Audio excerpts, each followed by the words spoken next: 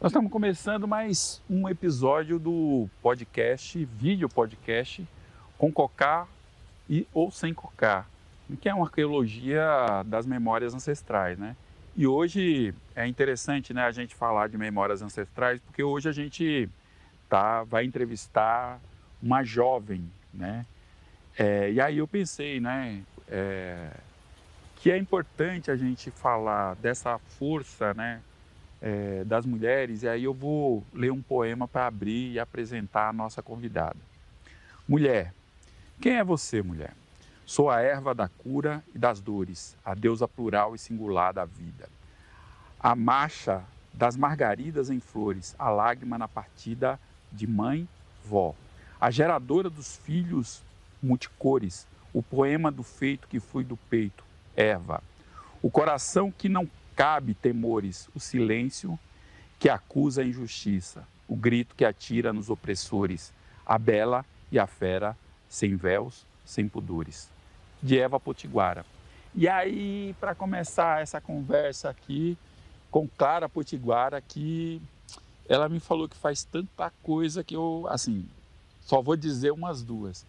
A Clara é representante da juventude potiguara na Apoime, e ela também é do Águas Potiguara, que é uma ação aqui, principalmente da juventude, aqui dos potiguaras, né? E hoje a gente está aqui na aldeia São Francisco, que é a aldeia de referência da Clara aqui na Bahia da Traição.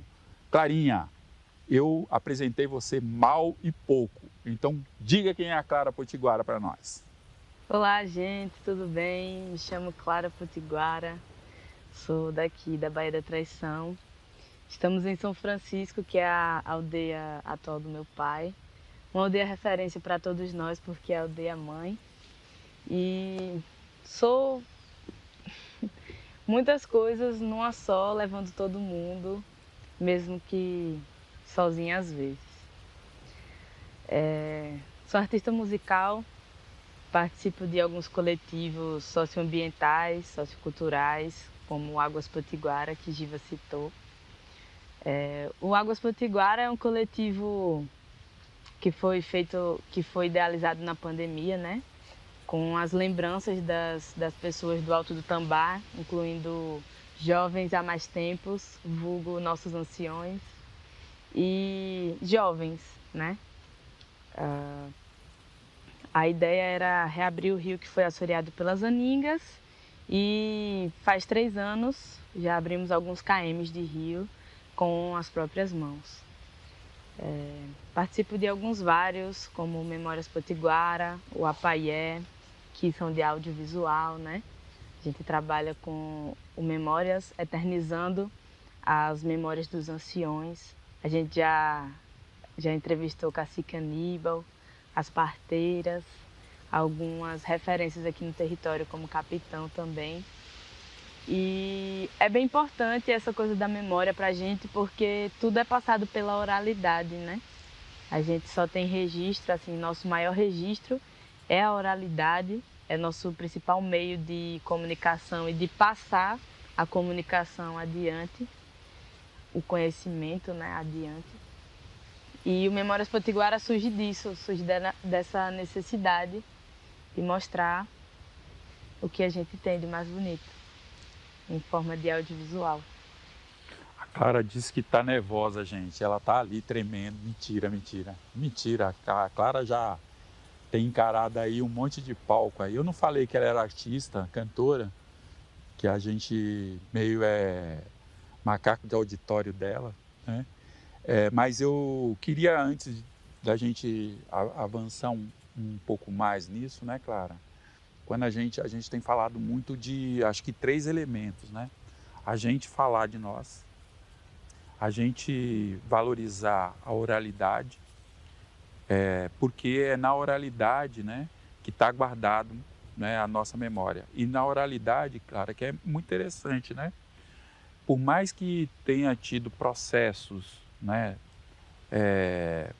que forçasse, né, um processo de alfabetização nossa, boa parte da população brasileira, né, ou deste território chamado, dado o nome de Brasil, e dorama, boa parte da população ela é analfabeta funcional. Mais de 40% da população é analfabeta funcional, né? E aí eu fico pensando sempre, né? A oralidade está resistindo, né? A oralidade está resistindo, porque quando você também dá uma forma escrita, e aí eu não estou aqui fazendo nenhuma defesa do analfabetismo, mas eu estou fazendo uma constatação. Quando você dá uma forma escrita, muito da tua memória, ela deixa de existir, porque também, né, você acaba se alimentando de outras histórias que não são as nossas histórias, né? E aí, essa afirmação nossa em torno, né, da nossa identidade, o respeito à oralidade, que é principalmente o respeito aos mais velhos, né, que têm, ou jovens há mais tempo, respeita muito, né, essa nossa caminhada enquanto indígena, né? Então eu acho que, ou de resistência ou resistência, né, indígena, né? Então eu acho muito importante, assim, quando você faz essa fala em torno disso, sabe, Clara? Mas tem um elemento, assim, eu falei isso para um pouco dialogar com essa tua fala que eu achei bem importante, sabe? Mas tem um elemento, assim, sabe, Clara, de cara, assim, que eu acompanhando, eu não acompanho muito a tua trajetória há muito tempo, né? 1 ano e pouco, 2 anos, acho que é o tempo que eu acompanho a tua trajetória, né? Mas a tua trajetória, assim, tem um peso, né? Que você não apresenta um deslumbre com essa visibilidade enquanto artista, né? Você sabe que é uma forma importante de se expressar, mas você traz, né, elementos de politização, né? Ou seja, tua expressão, ela tem esse impacto, né, de pensar esse mundo, né? Eu queria que você falasse a respeito disso. Ah, acho que antes de fazer arte, antes de fazer qualquer coisa, eu sou indígena, né? E levar a minha cultura, meu povo comigo para qualquer lugar, seja dentro do palco ou fora do palco, acho que esse é o caminho, sabe? Tanto para ocupar espaços de pessoas indígenas, o déficit de pessoas indígenas em cima de palcos, expressando suas culturas, e também utilizar a arte como forma de política, como forma de reivindicar direitos, usar as músicas, compor músicas falando de território, trazendo subsistência para cá, por exemplo, movimentando uma cidade ou uma aldeia, sabe? Nossa cidade é uma cidade, mas é uma cidade indígena, sabe? Independente de local, somos 98% ou 88% potiguara. E aí não faria sentido eu, com minhas expressões artísticas, junto com as outras pessoas que me acompanham, não faria sentido a gente não levar a política para dentro do palco, para trazer para essas expressões, sabe? Tudo que eu sei, tudo que eu canto é porque me ensinaram na oralidade. E desde pequena eu via isso, desde pequena eu tive presente, assim, né, na medida do possível que meus pais me levavam para os torés e tudo mais. Eu sempre tive esse contato com a cultura. Hoje esse contato é mais intenso, eu diria assim, ele é mais presente para mim. E esse é o caminho que eu achei para trazer políticas públicas, para reivindicar muitas coisas, para passar conhecimento, para aprender, porque tudo isso é um grande aprendizado, né? Você nunca ensina algo sem aprender naquele momento. E eu lembro dos cocos que eu aprendi com o seu Tonhô, e Biá Xaxá eu aprendi com o seu Tonhô, sabe? É pouco conhecido, mas hoje, se você for em qualquer lugar daqui, pelo menos, e cantar Biá Xaxá, já vai ser uma semente que a gente plantou e todo mundo vai saber o que é Biá Xaxá. Pelo menos, se não souber o que é Biá Xaxá, vai saber o que é a música. Então, a gente aprende aqui. Infelizmente temos que expandir a arte, porque o nosso local aqui é rico de cultura, mas as políticas do município às vezes não nos fomentam, não nos incentivam. Então o caminho que a gente encontra é viver aqui e expandir isso para lá, no caso para os grandes polos, né? Eu diria João Pessoa e tudo mais, e mais para lá. Mas o desafio é esse, é aprender, viver aqui, ser responsável com a cultura também, porque não adianta eu querer fazer do meu jeito e meu povo achar que é de outro jeito e eu fazer o contrário. Eu tenho que fazer tudo com o aval deles. Não sei se aval é a palavra, mas de certo com a consciência deles e respeitando, acima de tudo, o povo. Se é o que eu levo para dentro dos palcos, se é o que eu reivindico em cima dos palcos, que eu peço de proteção, de protesto, precisa ter a conscientização deles, sabe? Precisa ter a noção deles dentro disso tudo. Então é isso, é o respeito, é a luta pela terra, pelo movimento. E eu arrumei esse jeito de fazer movimento. Porque tem uma coisa, né, Clara, que tem uma diferença, né? E eu acho que você não é a única pessoa, né, que faz isso, né? Tem outros artistas que fazem, mas são poucos. E isso é um diferencial, né?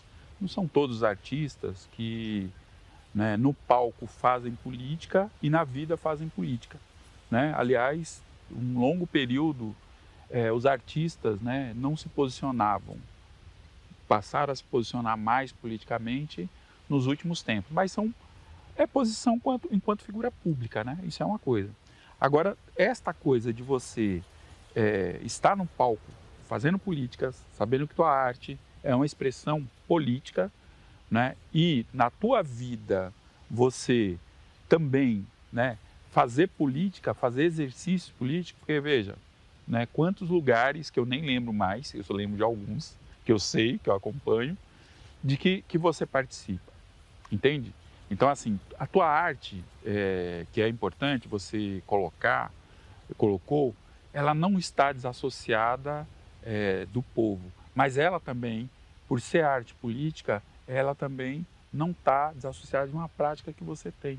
Eu acho que isso é grande, né? E aí a gente vê também poucos artistas fazendo isso. E é interessante porque a gente vai verificar em artistas indígenas tem uma necessidade. Eu vejo, né, que alguns artistas, algumas artistas têm essa necessidade, né? A Ciba, por exemplo, em Pernambuco, ela está lá, mas está fazendo a luta contra aquele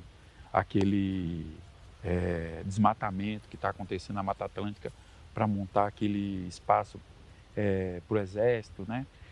Você aqui, outras pessoas em outros cantos que a gente sabe que tem feito, né, essa junção de luta e de arte, né? E aí eu queria que você falasse o que te leva, né? Eu sei que tem várias contradições, né, nesse momento histórico que a gente está vivendo, mas o que te move, né, a ter essa militância na vida e ter essa militância, né, na arte, nos palcos? Bom, uma coisa puxa a outra para mim. Eu acho que o que me move mesmo é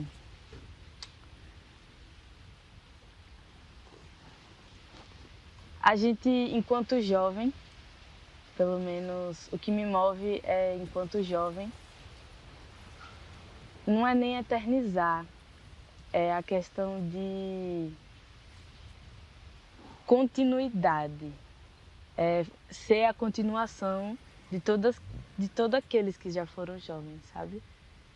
Tipo, é o olhar para tudo que temos aqui, é o cuidado com a terra. Acho que o que me move é isso, é o bem viver de todas as pessoas que eu conheço, das pessoas que eu não conheço. de um modo geral, sem face, sem cor, sabe? E com etnia. Acho que na vida o que me move é isso. É dar continuidade a o que Capitão lutou, o que Aníbal luta, o que Comadre Guerreira e todas as outras pessoas que são referências para mim, tanto na música quanto no movimento, passaram, sabe? Tudo que essas pessoas passaram é também um respeito por isso. Temos... E na música o que me move é também, tudo é continuidade porque eu sou jovem. Eu acho que é isso, sabe? É sempre a continuidade do que eles já continuaram. Por exemplo, Buliga, que é nossa mulher tocadora de bombo, de coco, de toré, ela leva a continuidade de Dona Joana, que foi uma pessoa que escreveu torés, uma referência musical pra gente. Então, essas pessoas que tocaram no toré também tocaram no movimento, mas estão atreladas à música. E aí vem Dona Joana, vem Buliga, vem as netas de Buliga. Eu não sou da família de Buliga, mas ela é uma referência para mim. E aí, depois que ela foi embora, quem é que dá continuidade a isso, sabe? Aí eu penso que, acho que o que me move mesmo é ser a continuidade disso e abrir mais olhares para jovens depois de mim, jovens da minha idade, para serem também a continuação dessas histórias, sabe? A gente já tem hoje uma pessoa que pode facilmente daqui a 30 anos ser uma referência tal qual Capitão, uma referência tal qual Buliga, tal qual Seu Tonhô, Comadre Guerreira. E acho que o que me move é isso. Isso me dá força também, sabe? Na arte. Me dá força para ir no movimento e pedir a demarcação de Montemor. Ir no movimento e pedir a força de, da, do desmatamento da cana-de-açúcar para a gente acabar com isso, sabe? Acho que a luta é pelo território, pelos nossos direitos, por isso tudo. Por isso tudo que me move. Eu sabe, Clara, você falando, né? Aí eu vou lembrando também, né? De alguns movimentos, assim, que a juventude fez, né? Que foram movimentos muito importantes, né? Que tinha essa síntese, né? Do respeito às tradições, né? De buscar formas, né? De apresentar para o mundo, né? Essas tradições. E qual foi o impacto disso, né? Eu estou lembrando aqui muito do movimento Mangue Beat, né? Que está aqui perto da gente, né? Que teve toda essa preocupação, né? Como ter uma produção muito potente, muito importante, né? De diversas áreas e que poucas pessoas conhecem e que fazem parte, né? Da nossa cultura. E você, né? A partir do momento que a juventude olha para aquilo, né? Um grupo de jovens olha para aquilo, fala: a gente precisa fazer mais, né? A gente precisa dar visibilidade a isso, a gente precisa falar da nossa identidade, da nossa cultura, né? E veja como isso foi importante, né? Vários mestres em Pernambuco que ninguém conhecia, né? E que passava por dificuldades, né? Às vezes o mestre passa a vida toda, né? Ali na resistência, uma resistência, né? Silenciosa para o mundo, né? Mas muito importante ali para a sua comunidade, né? Mas a partir desse momento, por exemplo, que você reconecta, que você reivindica, né? Esse lugar de permanência, né? De dar a luz para aquele mestre, para aquela mestra, né? Essas manifestações, elas vão tomando também uma outra dimensão. E aí tem um elemento importante também, né? Que, veja, a juventude é atraída por um monte de coisa, né? Clara. E muita coisa que a gente sabe que não tem qualidade nenhuma, né? A gente sabe como é produzido, né? A gente sabe que tem equipes para criar músicas que vão, né, tomar conta da nossa cabeça, né? Que não tem lastro com uma produção popular, né? Que não tem história, que não tem identidade, né? E aí, essa ação da juventude, né, fez com que diversas manifestações que estavam ali, né, e que não tinha vazão, não tinha possibilidade para dar vazão, né, deu vazão, sabe? As pessoas passaram a ser conhecidas. Você me falou vários nomes aí de figuras que são referência para a tua história política, mas também para a tua musicalidade, pô, né? E aí eu fico pensando, assim, você falando, eu falo, pô, que importante, né? Te entrevistar nesse videocast, porque várias pessoas vão poder ter acesso, porque a gente, de certa forma, né, tá eternizando essas pessoas, né? E ela tá eternizando porque você é uma dessas pessoas que, né, tá se propondo a lançar luz, né, para esse debate. Sabe, Clara, a gente conversando, né, você falando, né, te ouvindo, eu lembrei, né, de um poema. Não é um poema indígena, eu gostaria de usar só poemas indígenas, mas tem poemas que são muito significativos, né? Eu estava pensando aqui nessa relação da intergeracional, né? E aí tem um poeta da Amazônia que é o Tiago de Mello, que ele tem poemas belíssimos, né? A Declaração do Homem, né? Dos Direitos do Homem, né? É um poema muito marcado dele, mas tem um poema dele que o nome é Para os que Virão. Como sei pouco e sou pouco, faço o pouco que me cabe, me dando inteiro, sabendo que não vou ver o homem que quero ser. Já sofri o suficiente para não enganar a ninguém, principalmente aos que sofrem na própria vida a garra da opressão e nem sabem. Não tenho o sol escondido no meu bolso de palavras. Sou simplesmente um homem para quem já a primeira e desolada pessoa do singular foi deixando devagar, sofridamente de ser, para transformar-se muito mais sofridamente na primeira e profunda pessoa do plural. Não importa que doa, é tempo de avançar de mão dada com quem vai no mesmo rumo, mesmo que longe ainda esteja, de aprender a conjugar o verbo amar. É tempo, sobretudo, de deixar de ser apenas a solitária vanguarda de nós mesmos. Se trata de ir ao encontro, dura no peito, arde e limpa da verdade dos nossos erros. Se trata de abrir o rumo. Os que virão serão povo e saber serão lutando. Então, eu achei que tinha a ver com essa nossa conversa, né? Eu queria te ouvir falar mais sobre a juventude. Sobre a juventude.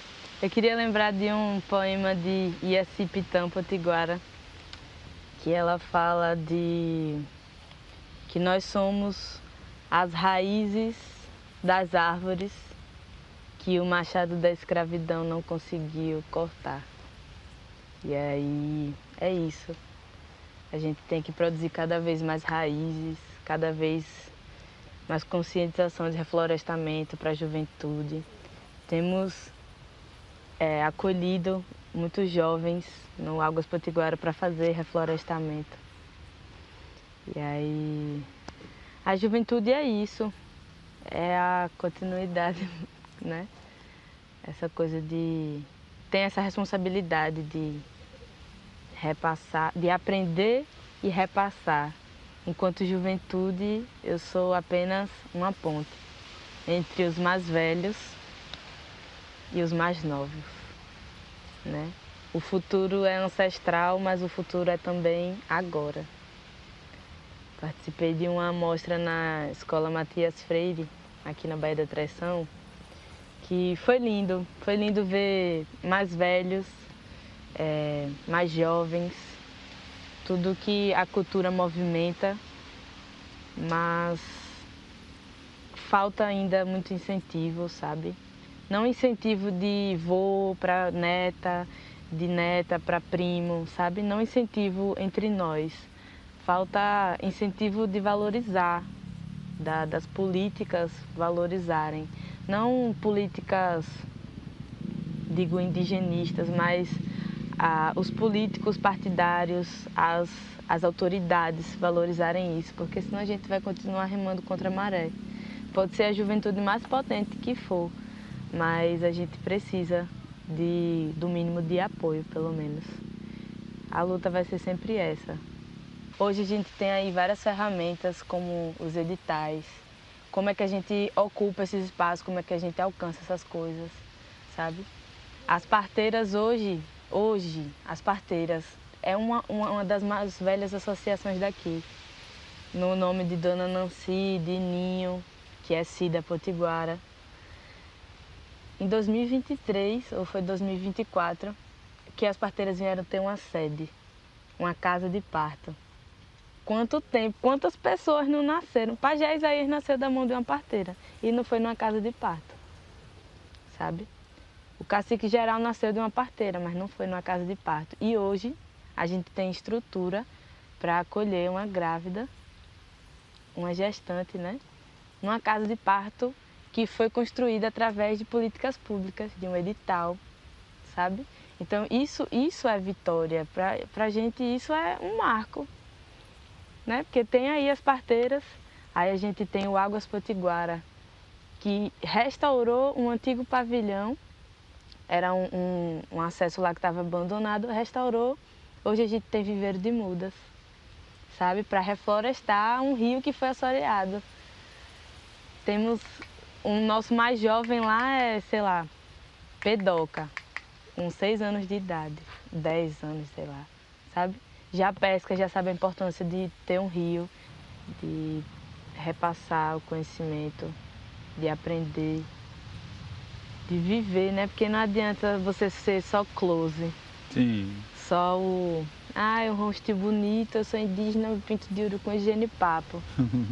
Mas quantas pessoas levaram bala de borracha no couro pra gente ser só um rostinho bonito, que pinta de higiene e papo, de urucum e vai pro Toré. Toré não é só dia 19 de abril.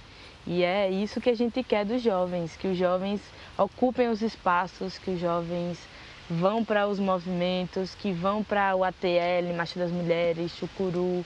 A gente quer a visibilidade das lideranças maiores. A gente quer esse olhar para que os jovens consigam participar, que os jovens tenham as portas abertas, tenham um incentivo principalmente dos mais velhos, sabe? Porque não adianta eu só querer participar e não ter porta aberta. Assim fica difícil a continuidade, sabe? Assim anula o trabalho da juventude. Acho que o principal desafio da gente é esse, enquanto Ogipe, enquanto Apaié, enquanto todos esses coletivos que são formados por jovens, são encabeçados por jovens. É a visibilidade de mostrar que jovem também é responsável, que a gente consegue ser responsável, que nós conseguimos qualquer coisa. É só a gente querer. Tem, né? São umas duas reflexões que eu queria fazer, queria pensar com você, ou trazer para você falar, né? Que é, por exemplo, né? Essa paixão pela vida e pela utopia, né?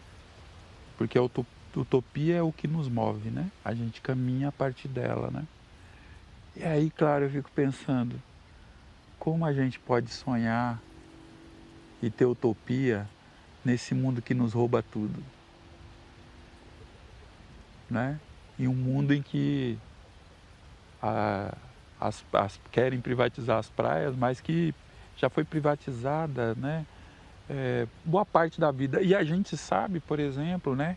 Veja, a gente saiu de um governo que os povos indígenas eram os seus principais inimigos. Eu escrevi um artigo uma vez falando quantas vezes aquele despresidente falou, estimulou violência contra indígenas, sabe, Clara? E aí, esse mundo é muito estável para nós. E não é para nós, povos indígenas.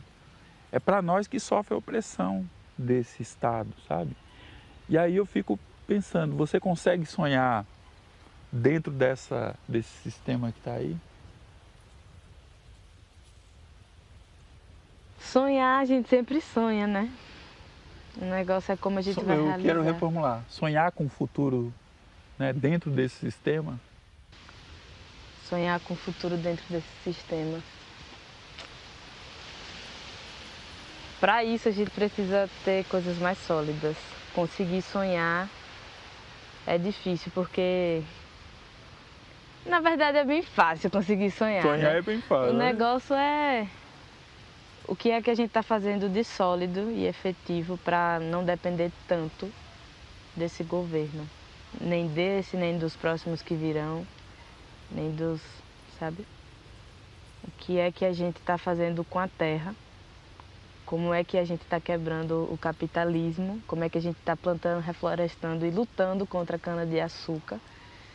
Para que a gente tenha estabilidade alimentar, de água, né?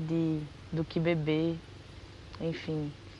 Acho que o povo potiguara sustenta muita coisa, como sustentou desde muito tempo. Nunca saímos do nosso território, né? Fomos o único povo que nunca saímos do nosso território. E acho que resistência é isso. Entra e sai governo e a gente continua aqui sonhando ou não sonhando, mas tentando ter essa estabilidade de plantar alimento, de cuidar de água, das águas. É triste o capitalismo fazer com que a gente perca de sonhar com tanta plantação de cana no nosso território, né? Porque eles dão uma falsa subsistência.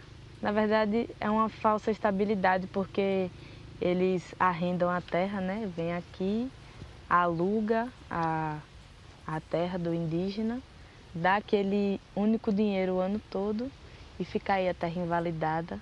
Você não pode plantar maniva, você não pode plantar nada que lhe dê que lhe dê de fato uma sustentabilidade, né? Uma garantia de que a terra vai ser boa, que você vai conseguir se manter com aquilo. Porque isso daí passa, entra esse governo e ainda tem cana aí. E o povo está achando que a cana é um bom investimento, só que não é, sabe? A gente tem um território rico em Mangaba, pelo menos era para ter, né? A gente tem um território rico em Mangaba, que é uma subsistência interessante, comprovada. Conheço pessoas que sustentaram os estudos dos seus filhos sendo extrativista de Mangaba e é contra a cana-de-açúcar, mas saindo do governo e problematizando a coisa mais territorial mesmo, assim, de sonho. Acho que está um pouco distante sonhar com isso tudo reflorestado sem cana. Mas é constante, a luta é constante, a busca é constante para que isso venha cada vez mais diminuindo. E a gente sonha com isso, mesmo que seja um sonho distante, a gente sonha. Mas o trabalho de formiguinha vai reflorestando aqui, reflorestando ali. Vai numa casa de um e diz assim: ei, rapaz, não presta para plantar cana não, vá plantar mangaba, vá cuidar de abelha, senão fica todo mundo morto aí. Se não tiver abelha no mundo, a gente morre, sabe? A gente sonha assim, eu acho, né? Pelo menos é o que eu vejo. Eu costumo pensar o seguinte, cara, assim, de reflexão também, né? Todo indígena, ele é anticolonialista, né? Porque o colonialismo, a característica do colonialismo é ocupar territórios e disputar esse território, né? Então é anticolonialista por causa disso, porque nós estamos em um território de ocupação. A nossa situação não é tão mais diferente do que o dos palestinos, não é tão mais diferente, né? A deles é mais grave nesse momento, né? Mas a nossa situação não é diferente. E a gente é anticapitalista, porque o colonialismo é que dá, né, vida ao capitalismo. E o capitalismo tem uma característica, Clara, que ele confronta diretamente, né, com o modo de vida indígena. Porque o capitalismo, ele, né, a característica dele é explorar os recursos naturais e explorar a mão de obra, né? E isso conflita conosco, né? Conflita com o nosso modo de pensar o mundo, organizar o mundo, se relacionar com a natureza, né? Agora é isso, a gente está no meio de uma disputa, porque como eles têm o poder econômico, têm o poder militar, eles também têm o poder de se comunicar, né, cara? Essa é a grande questão, né? E muitos nossos também são convencidos, né? Pelo nada, né? Porque é isso, né? Você colocou muito bem, né? É convencido por uma ilusão. Você deixa de ter algo permanente para você ter algo provisório e pontual, né? Naquele momento, né? Que é o que, por exemplo, acontece muito nas eleições. Vem uma pessoa e compra um voto, enfim, né? E aquela pessoa que comprou o voto fica 4 anos lá e você vendeu o teu voto por 100, 200, sei lá, pode até vender por mais, né? E não tem nenhum retorno da venda desse voto, né? O capitalismo é isso, né? É essa relação do explorador e com uma pessoa, com muitas pessoas que são exploradas, né? Mas assim, eu acho que tem uma coisa, né, muito importante. Eu te provoquei em relação ao sonho, não para você deixar de sonhar, deixar de ter utopia, muito pelo contrário, né? O que você faz nos coloca numa situação de esperançar, sabe, Clara? Acho que todas as pessoas que conseguem, né, ecoar, né, uma mensagem coletiva é muito forte, pô. É muito forte e tem uma importância muito grande, né? Agora, eu queria eu, eu queria que você falasse um pouco, Clara. A gente pede sempre, né, para as pessoas trazer coisas para nossa roda que tenham um significado para elas, né? E você trouxe algumas coisas aí. E aí, vai falando aí, trouxe essa banana aí, para que é essa banana? O pessoal tá vendo a banana aí. E aí, como é que é? Para que é essa banana aí, Clara? A banana é pra gente comer, mas é, a banana tá aqui porque acho que se a gente tivesse uma terra regada só de alimentos e águas, acho que viveríamos até mais, né? Essa banana aqui foi do quintal do meu pai. Como ele disse, não tem nenhum, sei lá, é um tipo de agrotóxico. Agrotóxico, sei lá. Veneno. Não tem nenhum Não, veneno. Não tem nenhum veneno, ela até se desmancha facilmente. Foi ele que plantou. E pai sempre me ensinou a valorizar tudo que a gente planta e que dá para comer. Ele sempre valorizou isso. Tanto que aqui tem muitas coisas que a gente planta e dá para comer, sabe? Tem o pandeiro. O pandeiro é... Não, esse aqui você fala por último. Ah, tá bom. Não vai falar agora? Não. Tem o cachimbo, que é a nossa ferramenta de defumar, né? De evocar os encantos e também usado para limpeza, no ritual do toré, usado para muitas coisas. Tem a maraca, que é mais tanto é um instrumento quanto um símbolo ritualístico, né? A maraca está sempre presente nos nossos rituais.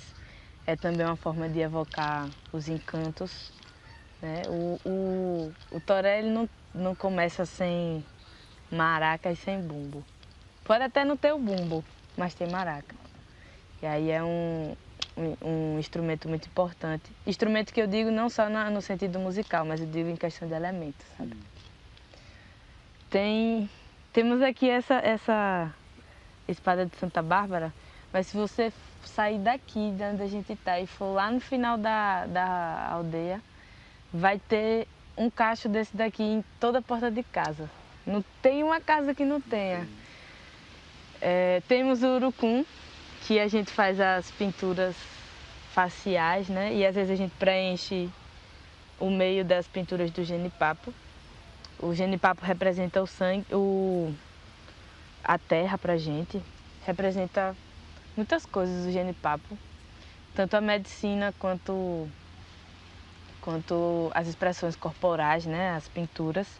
Talvez eu não tenha tanta propriedade para falar agora do genipapo. Mas o urucum representa o sangue, né?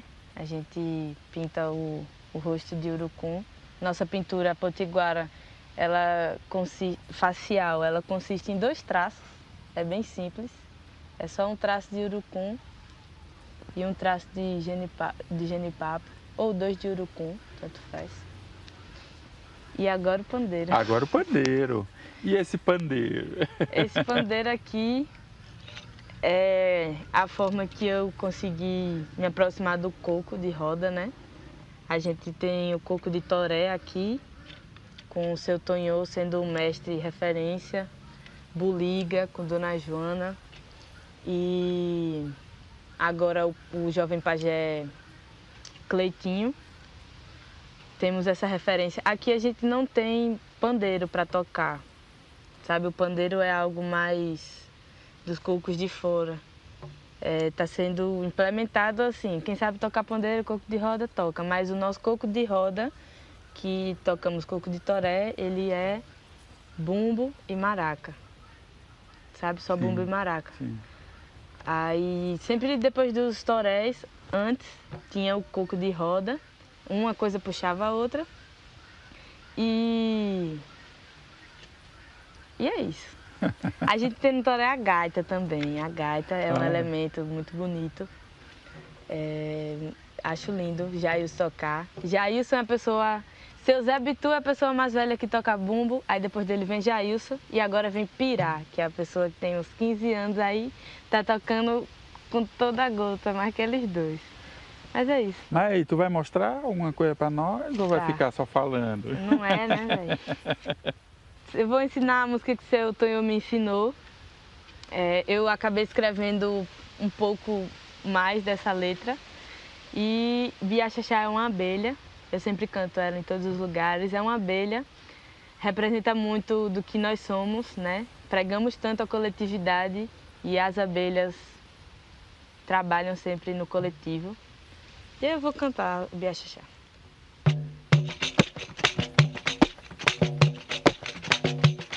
Eu vi uma beija-flor beijando a flor do ingá. Eu vi uma beija-flor beijando a flor do ingá. Eu vi a biaxaxá, biaxaxá, biaxaxá. Eu vi a biaxaxá, biaxaxá, biaxaxá. Eita menina bonita, caboquinha mais formosa. Tua pele de genipapo é que nem a flor cheirosa. Eu vi a biaxaxá, biaxaxá, biaxaxá. Eu vi a biaxaxá, biaxaxá, biaxaxá. Vem cá, beija-flor, vem cá, vem me beijar. Vem cá, beija-flor, vem cá, vem me beijar. Eita! Bem, olha aí, ó. Para quem vai ver aqui o videocast, já viu aí uma palhinha, né, dessa figura aqui, que é a Clarinha, Clara Potiguara, que, né, é uma figura que encanta mesmo, encanta por N questões, né? Encanta pelas reflexões, encanta pela sua prática coerente, né? De militância, de vida, né? Que leva isso para a sua música, que faz essa reivindicação, né? Da ancestralidade, que é muito importante, valoriza os mestres, as mestras, né? E que é muito importante para que a gente possa fortalecer, né, as identidades indígenas, fortalecer a nossa memória, a nossa história. E aí, Clara, eu queria agradecer muito, né, por você ter disponibilizado esse seu tempo. E aí eu queria que você mandasse aí seu recado final para nós, né, que a gente já está se encaminhando para o final aqui desse nosso videocast. E aí é com você a palavra aí. Eu que agradeço o convite, a presença de vocês aqui em São Francisco, aqui na Baía da Traição. É muito bom poder mostrar, né, todos esses elementos, mostrar um pouco das nossas articulações enquanto juventude, enquanto potiguara, enquanto artista que leva seu povo. Eu queria deixar registrado aqui também que temos a nossa mestra Zefinha, né, que é nossa referência também do coco de roda, Dona Mariinha. Todas essas pessoas que eu citei aqui são muito importantes para o povo potiguara, muito importantes para mim enquanto artista, e tenho certeza que com esse videocast gravado para o mundo, as pessoas vão também procurá-las, e é assim que a gente dissemina tanto a arte quanto a cultura. Eu queria cantar uma música de Mestra Zefinha. Mande aí, mande aí. Eu mesmo me deito, eu mesmo me alevanto, eu mesmo armo a rede, eu mesmo me balanço, eu mesmo me deito, mesmo me levanto, eu mesmo armo a rede, eu mesmo me balanço. E com a mestra Zefinha, e com essas palhinhas que deu a Clara, a gente vai se despedindo. Até o próximo episódio.